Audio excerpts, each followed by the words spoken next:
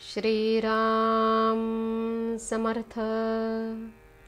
ब्रह्मानंदं परमसुखदं केवलं ज्ञानमूर्तिं द्वन्द्वातीतं गगनसदृशं तत्त्वमस्यादिलक्ष्यम् एकं नित्यं विमलमचलं सर्वधी साक्षिभूतं भावातीतं त्रिगुणरहितं सद्गुरुं तं नमामि।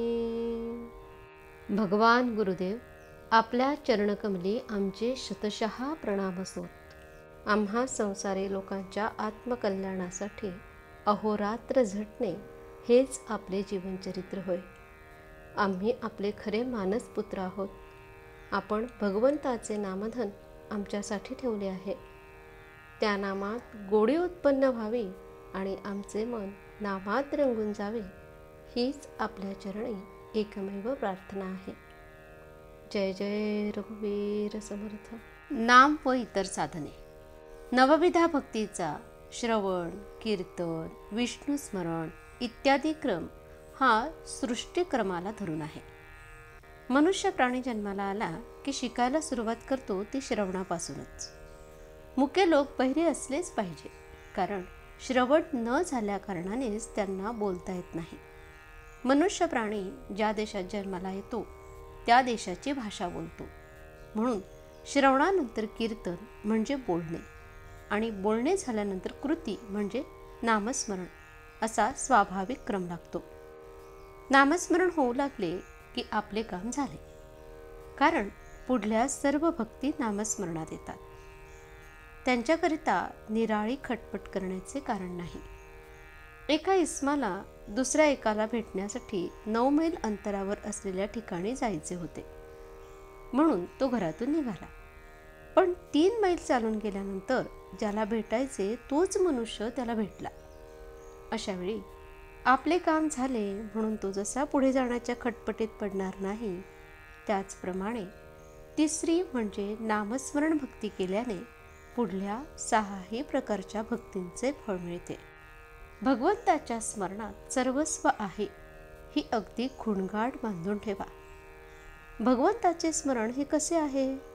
बाकी सगळ्या गोष्टी, सगळी सत्कर्मे, दानधर्म म्हणा, तीर्थयात्रा म्हणा, पारायण म्हणा, बाकीच्या सगळ्या गोष्टी या इंद्रियांसारख्या आहेत।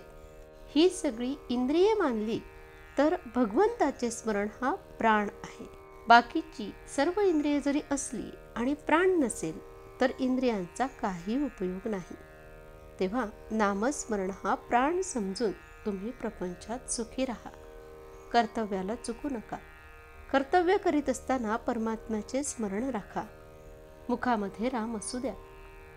भक्ताने उपाधी बेताची म्हणजे गरजेपुरतीच ठेवावी। भगवंताचे अनुसंधान न चुकेल एवढीच उपाधी असावी। तसेच पचेल तेवढेच म्हणजे आनंदाने जेवढे करवेल तितकेच नामस्मरण करावे। ते कष्टाने करू नये, कारण त्यापासून आनंद होणार नाही। नामात प्रेम येणे जरूर आहे, याकरता ते नाम अत्यंत आवडीने आणि त्याच्याशिवाय दुसरे काही साधायचे नाही अशा भावनेने घेतले पाहिजे, म्हणजे त्यात प्रेम येईल। नामात प्रेम येणे ही फार उच्च कोटीची स्थिती आहे। ती अगदी सहजासहजी प्राप्त होणारी नाही, म्हणून यातले मर्म ओळखून योग्य तऱ्हेने आणि चिकाटीने सतत नामस्मरणाचा अभ्यास ठेवणे जरूर आहे। भगवंताच्या नामाशिवाय मला काही कळत नाही असे ज्याला कळले त्याला सर्व कळले। आजचे बोधवचन। नामस्मरणाची बुद्धी झाली की आपले काम झाले। जानकी जीवन स्मरण जय जय राम। श्रीराम समर्थ।